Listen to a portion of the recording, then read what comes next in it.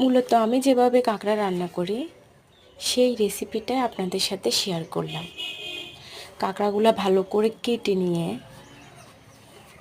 প্রথমে আমি সিদ্ধ করে একটু করে ফেলে দিব, পানি ফেলে দিব। তারপর কড়াইতে তেল দিয়ে পেঁয়াজ আর টমেটো একসাথে কষিয়ে নেব।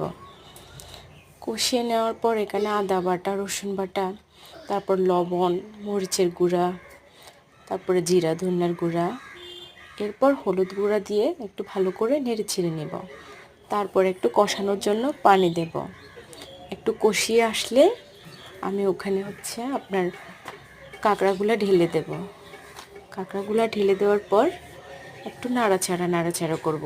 ভালো করে নাড়াচাড়া করে আমি কাঁকড়াগুলো সিদ্ধ হওয়ার জন্য অল্প পানি দেব। অল্প পানি দিয়ে, অবশ্য পানিটা আপনাদেরকে না দেখাই নাই, পানি দিয়ে কাঁকড়াটা ভাজা ভাজা করে নেব। এই যে আমার কাঁকড়ার ফাইনাল লুক। কেমন হয়েছে অবশ্যই জানাবেন। আপনাদের ভালো লাগলে আমারও ভালো লাগবে।